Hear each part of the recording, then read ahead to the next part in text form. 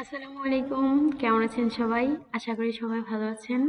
তো আজকে আমি আবারও চলে এসেছি একটা নতুন ইন্টারেস্টিং পার্ট নিয়ে। সেটা হচ্ছে আন্তর্জাতিক বিষয়াবলীর কিছু গুরুত্বপূর্ণ টার্ম।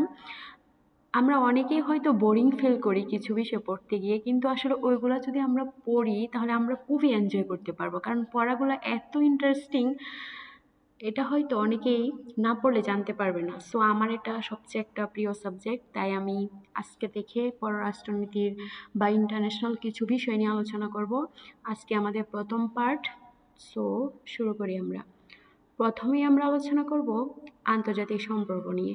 মানে আন্তর্জাতিক সম্পর্ক বলতে আমরা অনেকেই বুঝি যে একটা কান্ট্রির সাথে আরেকটা কান্ট্রির সম্পর্ক, বা শত্রুতাও আছে অনেক দেশের সাথে, বা প্রথমে হয়তো শত্রুতা থাকে একটা দেশের সাথে আরেকটা দেশের, পরে আবার হচ্ছে এগুলো আবার হচ্ছে বন্ধু রাষ্ট্রে পরিণত হয়। তো সেটা কিভাবে হয় সেটা নিয়ে আলোচনা করব।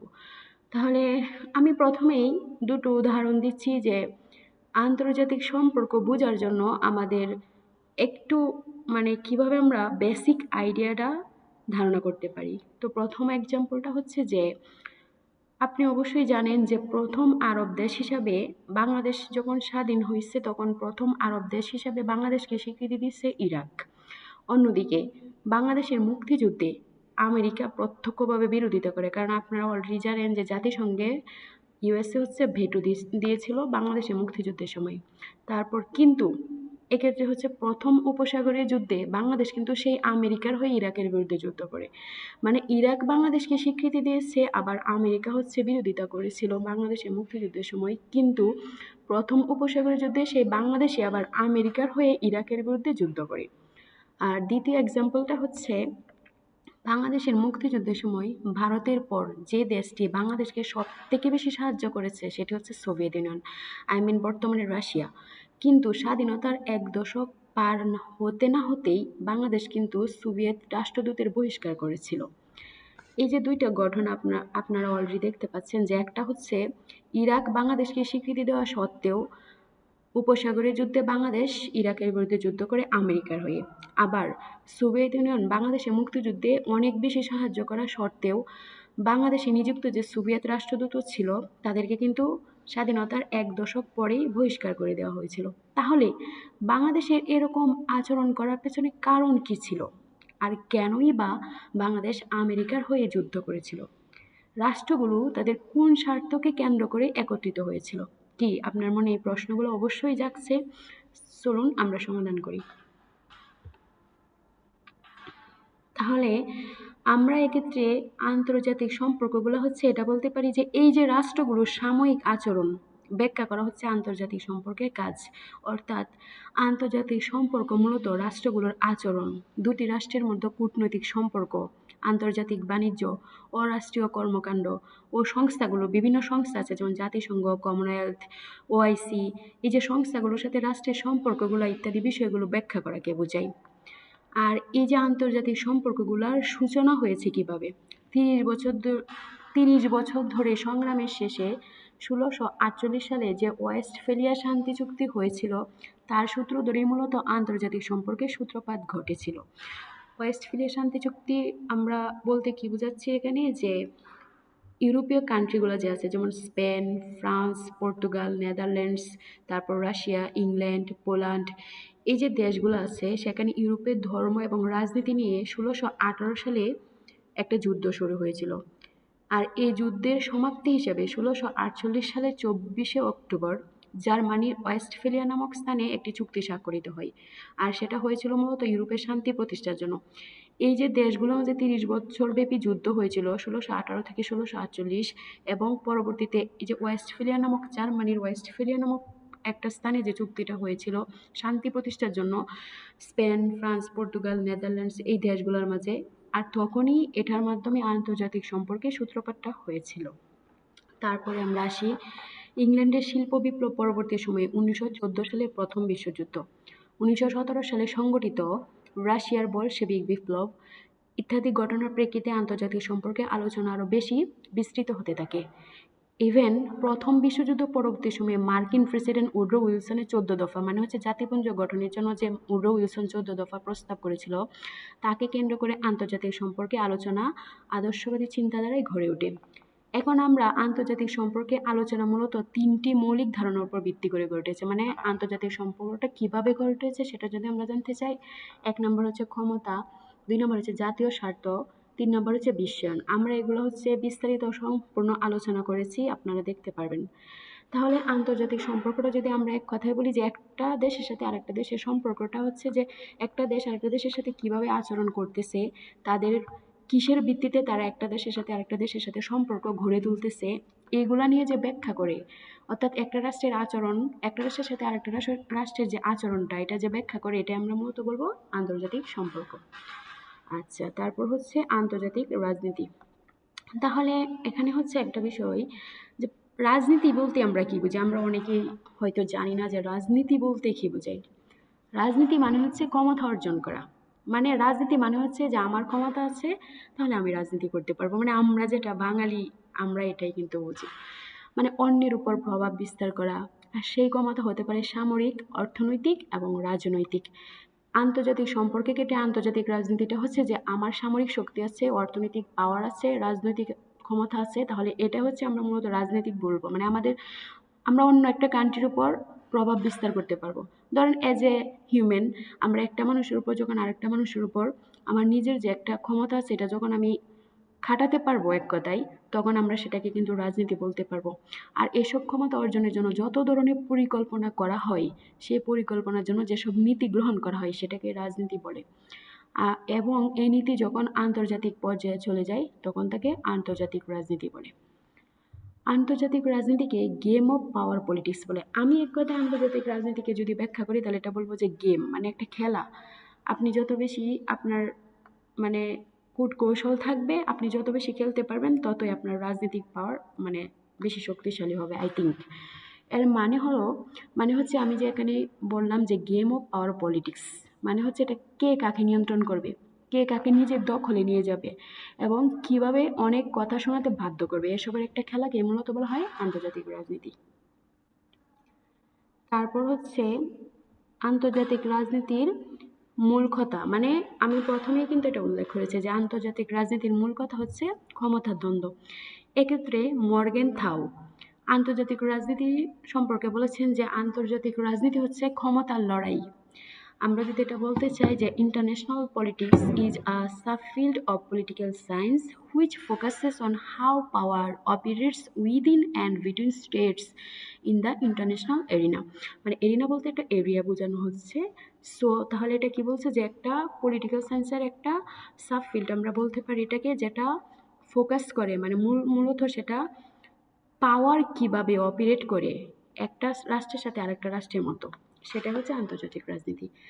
জন হেলিসিয়ারের মতে আন্তর্জাতিক রাজনীতি হচ্ছে বিভিন্ন দেশের সরকারের মধ্যে বিদ্যমান আনুষ্ঠানিক রাজনৈতিক সম্পর্ক। আবার প্যাডেলফোর্ডের মতে international politics is the interaction of state politics. এছাড়াও একটা রাষ্ট্রের যে অভ্যন্তরীণ শক্তি আছে, কি কি অভ্যন্তরীণ শক্তি আছে সেটা আমি অলরেডি নিচে আলোচনা করব। এই যে অভ্যন্তরীণ শক্তিগুলো আছে আমি অলরেডি বলে দিচ্ছি যে কি কি শক্তি আছে। একটা রাষ্ট্রের 4 ধরনের অভ্যন্তরীণ শক্তি আছে। 1 নাম্বার হচ্ছে extractive capability, distributive capability and regulative capability। এখন হচ্ছে যে এই যে রাষ্ট্রের অভ্যন্তরীণ শক্তিগুলো আছে সেটাকে আন্তর্জাতিক পর্যায়ে কিভাবে প্রয়োগ করব। মানে আমার দেশের যে শক্তিগুলো আছে সেই শক্তিটা আমি অন্য একটা কান্ট্রিতে কিভাবে প্রয়োগ করতে পারি সেটার যদি কৌশল আমার জানা থাকে সেটাকে আমি বলবো আন্তর্জাতিক রাজনীতি। সেক্ষেত্রে একটা প্রশ্ন চলে আসে, এই যে আমি অলরেডি বলে দিচ্ছি যে একটা রাষ্ট্রের অভ্যন্তরীণ শক্তিগুলো কি কি, বা একটা রাষ্ট্রকে কিসের ভিত্তিতে আমরা শক্তিশালী রাষ্ট্র বলবো। আপনার কোয়েশ্চেন হতেই পারে যে আমরা একটা রাষ্ট্রকে কিসের ভিত্তিতে শক্তিশালী রাষ্ট্র বলবো। চলুন আমরা জেনে নেই যে একটা রাষ্ট্রে 4 ধরনের সক্ষমতা থাকলে আমরা সেটাকে শক্তিশালী রাষ্ট্র বলবো। সেগুলো হচ্ছে এক্সট্রাকটিভ ক্যাপাবিলিটি। তো এক্সট্রাকটিভ ক্যাপাবিলিটি মানে হচ্ছে আমার একটা রাষ্ট্র পরিচালনা করার জন্য বা আমি অন্য রাষ্ট্রের উপর যদি আমার প্রভুত্বটা স্থাপন করতে চাই সেক্ষেত্রে আমার রাষ্ট্রে কি পর্যাপ্ত সম্পদ আছে কিনা। সম্পদ বলতে এখানে স্কিল, ম্যান পাওয়ার, ল্যান্ড, তারপর হচ্ছে আমার অর্থনৈতিক শক্তি, সামরিক শক্তি সব মিলেই কিন্তু যে আমার পর্যাপ্ত সম্পদটা আছে কিনা, রিসোর্স আছে কিনা সেটাকে বোঝানো হয় এক্সট্রাকটিভ ক্যাপাবিলিটি। তারপর হচ্ছে ডিস্ট্রিবিউটিভ ক্যাপাবিলিটি।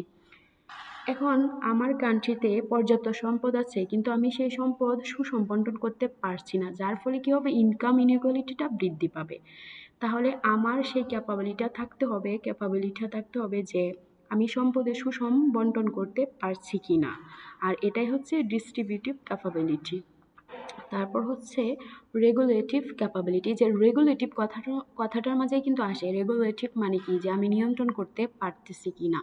তাহলে রেগুলেটিভ ক্যাপাবিলিটি মানে হচ্ছে সঠিকভাবে নিয়ন্ত্রণ করার দক্ষতা। কারণ দেখা যায় যে অনেক সময় রাষ্ট্রে কি থাকে, যে একটা স্বার্থান্বেষী গ্রুপ থাকে, টেররিস্ট গ্রুপ থাকে। সেক্ষেত্রে যে একটা রাষ্ট্রকে ভায়োলেন্স থেকে রক্ষা করার যে সক্ষমতা, মানে আপনাকে অন্য একটা রাষ্ট্র কি করতে পারে, মানে যুদ্ধ ঘোষণা করতে পারে, কিংবা আপনার রাষ্ট্রেই অনেক সন্ত্রাসী গ্রুপ থাকতে পারে। সেক্ষেত্রে আপনি কি তাদেরকে খুব দমন করতে পারতেছেন কিনা, আপনার সেই ক্যাপাবিলিটি আছে কিনা, অর্থাৎ একটা রাষ্ট্রকে বহিঃশক্তি বা অন্তঃশক্তি যেটাকে বলে, সেগুলা থেকে আপনি রক্ষা করতে পারতেছেন কিনা, সেটা যে দক্ষতা, সেটাকে বলবো আমরা রেগুলেটিভ ক্যাপাবিলিটি। তারপর হচ্ছে সিম্বলিক ক্যাপাবিলিটি, এক কথায় জাতীয় ঐক্য। মানে হচ্ছে আপনি আগে আপনার নিজ দেশকে প্রায়োরিটি দিতে হবে, তারপর হচ্ছে অন্য দেশ। তাহলে আপনার যে নিজের একটা স্বার্থ, মানে আপনার দেশের স্বার্থকে কিন্তু সবার আগে দেখতে হবে, আর আপনার দেশের মানুষের প্রতি আপনার সবার আগে ভালোবাসা থাকতে হবে। তাহলে এই যে সিম্বলিক ক্যাপাবিলিটি হচ্ছে এক কথায় জাতীয় ঐক্য, মানে আপনার একটা দেশের জন্য কাজ করবেন, সেক্ষেত্রে আপনার দেশের যে পিপল আছে আপনি তাদেরকে প্রায়োরিটি দিবেন, তারা কি চায়, তাদের ডিমান্ড কি, তাদের চাহিদা কি, সেটা হচ্ছে সিম্বলিক ক্যাপাবিলিটি। তাহলে আমরা একটা রাষ্ট্রকে কখন শক্তিশালী রাষ্ট্র বলবো, যখন তার extractive capability, distributive capability, regulative capability and symbolic capability, এই 4 ধরনের ক্যাপাবিলিটি থাকবে, তখন আমরা একটা রাষ্ট্রকে শক্তিশালী রাষ্ট্র বলবো। তারপর এই যে প্রথমেই বলছিলাম যে আন্তর্জাতিক সম্পর্কের ক্ষেত্রে 3 ধরনের বিষয় আছে, ক্ষমতা, তারপর হচ্ছে জাতীয় স্বার্থ অ্যান্ড বিশ্বায়ন। সো আমরা এখন ক্ষমতা সম্পর্কে জেনে নিই। ক্ষমতা কি, মানে হচ্ছে আমার কাছে যদি আমার শক্তি থাকে তাহলে সেটাই তো আমার ক্ষমতা, তাই না? সো এখন আমরা হচ্ছে আন্তর্জাতিক রাজনীতিতে ক্ষমতা কি। আন্তর্জাতিক রাজনীতিতে ক্ষমতা হচ্ছে একটা বহুমাত্রিক ধারণা, আর সেটাকে আমরা দুভাবে বিশ্লেষণ করতে পারি। একটা হচ্ছে কেন্দ্রীভূত, মানে শক্তি আপনি কিভাবে নিজের নিজের দিকে নিয়ে আসবেন, মানে সেন্ট্রালাইজড করবেন, শক্তি কেন্দ্রীভূত করার দৃষ্টিকোণ থেকে। একটা হচ্ছে শক্তি ব্যবহার ও প্রয়োগ করার দিক থেকে, মানে আপনি অন্য একটা কান্ট্রিতে কিভাবে শক্তিটা প্রয়োগ করবেন, আপনার একটা নিজের সেন্ট্রালাইজ কেন্দ্রীভূত একটা শক্তি আছে, এটার থেকে আমরা একভাবে শক্তি মানে ক্ষমতাকে বিশ্লেষণ করতে পারি। একটা হচ্ছে ওই শক্তিটা আপনি বাইরে কিভাবে প্রয়োগ করতে পারতেছেন, সেটার দৃষ্টিকোণ থেকে ক্ষমতাকে ব্যাখ্যা করা যায়। তাহলে আমরা প্রথমেই দেখে নিই যে শক্তি কেন্দ্রীভূত করার দৃষ্টিকোণ থেকে। তাহলে প্রথম হচ্ছে যে একমেরু বিশ্ব, মানে হচ্ছে ইউনিপোলারিটি। এক্ষেত্রে আমরা প্রথমে যদি একটা এক্সাম্পল দেই, যে আপনারা অলরেডি স্নায়ুযুদ্ধ সম্পর্কে জানেন, যে 1990 সালে স্নায়ুযুদ্ধ পরবর্তী সময়ে সোভিয়েত ইউনিয়ন যে 1991 সালে ভেঙে গিয়েছিল, তারপর রাশিয়াতে পরিণত হয়েছিল। এই যে পতনের পর থেকে 2010 সাল পর্যন্ত যুক্তরাষ্ট্র কিন্তু একক পরাশক্তি ছিল, মানে তার দ্বিতীয় কোনো শক্তিশালী রাষ্ট্র ছিল না, সেই একমাত্র শক্তি ছিল, মানে তার প্রতিযোগী কেউ ছিল না। তাহলে এই যে এক্ষেত্রে আমরা একমেরু বিশ্ব বলতে বা ইউনিপোলারিটি বলতে সেটাকেই বোঝাবো যে একটা মাত্র রাষ্ট্র রাজনৈতিক, সামাজিক, অর্থনৈতিক ও সামরিকভাবে প্রভাব বিস্তার করবে। সে রাষ্ট্রটি শক্তিশালী শুধুমাত্র, অর্থাৎ যে রাষ্ট্রটা শক্তিশালী শুধুমাত্র সেই রাষ্ট্রটি প্রভুত্ব স্থাপন করবে, অন্য রাষ্ট্রের উপর তার কোনো প্রতিযোগী থাকবে না, মানে হচ্ছে তার দ্বিতীয় সমকক্ষ কেউ থাকবে না, সে একাই তার রাজনৈতিক পাওয়ার, সামাজিক, অর্থনৈতিক ও সামরিকভাবে সে একাই বিস্তার করবে, অন্য রাষ্ট্রের উপর সে প্রভাব বিস্তার করতে পারবে, তার উপর কেউ প্রভাব বিস্তার করতে পারবে না। এটা হচ্ছে একমেরু বিশ্ব বা ইউনিপোলারিটি। তাহলে আমরা অলরেডি উদাহরণ দিয়ে দিয়েছি যে স্নায়ুযুদ্ধ পরবর্তী সময়ে যুক্তরাষ্ট্র কিন্তু একক পরাশক্তিতে পরিণত হয়েছিল। তারপর হচ্ছে, তাহলে আমরা ইউনিপোলারিটি কতক্ষণ পর্যন্ত থাকবে সেটা যদি জেনে নিই, যে আন্তর্জাতিক ব্যবস্থা ততক্ষণ পর্যন্ত একমেরু থাকবে যতক্ষণ পর্যন্ত নতুন আরেকটি পরাশক্তির উদ্ভব না হয়। অর্থাৎ যুক্তরাষ্ট্র কিন্তু 1991 অর্থাৎ 1990 সাল থেকে রাশিয়া অর্থাৎ সোভিয়েত ইউনিয়ন, পূর্বে ছিল সোভিয়েত ইউনিয়ন, বর্তমান রাশিয়া, ভেঙে যাওয়ার পর থেকে 2010 সাল পর্যন্ত যুক্তরাষ্ট্র হচ্ছে একক পরাশক্তি ছিল, তার দ্বিতীয় কেউই ছিল না। তাহলে যে এত বছর যুক্তরাষ্ট্র একক পরাশক্তিতে পরিণত হয়েছিল, এরপরে কিন্তু তাহলে এক মেরু ততক্ষণই টিকে ছিল যতক্ষণ পর্যন্ত আরেকটি নতুন পরাশক্তির উদ্ভব না হয়েছে। দেন দ্বিমেরু বিশ্ব, মানে হচ্ছে বাইপোলারিটি। দুটি শক্তিশালী রাষ্ট্র যখন বিশ্বকে নিয়ন্ত্রণ করে, মানে এই যে ওয়ার্ল্ড আছে, এই পৃথিবীটা আছে, একটা রাষ্ট্র যদি নিয়ন্ত্রণ করে সেটা এক মেরু বিশ্ব, আর যদি দুটা শক্তিশালী রাষ্ট্র নিয়ন্ত্রণ করে তাহলে সেটা দ্বিমেরু বিশ্ব। যেমন 1947 থেকে 1990, অর্থাৎ সোভিয়েত ইউনিয়ন ভেঙে যাওয়ার আগে যে যুক্তরাষ্ট্র এবং সোভিয়েত ইউনিয়ন পুরো বিশ্বের রাজনীতিকে নিয়ন্ত্রণ করেছিল। তারপর হচ্ছে যে স্নায়ুযুদ্ধ শুরু হয়েছিল, তারপরে যে সোভিয়েত ইউনিয়ন ভেঙে গিয়েছে, তারপর হচ্ছে যুক্তরাষ্ট্র একক পরাশক্তিতে পরিণত হয়েছে। কিন্তু তার আগ পর্যন্ত বা পূর্ব পর্যন্ত কিন্তু রাশিয়া এবং যুক্তরাষ্ট্র মিলে বিশ্বের রাজনীতিকে নিয়ন্ত্রণ করেছিল। তাহলে এটা হচ্ছে দ্বিমেরু বিশ্ব বলা হয় বা বাইপোলারিটি। তারপর যে বহুমেরু বিশ্ব মানে হচ্ছে মাল্টিপোলারিটি।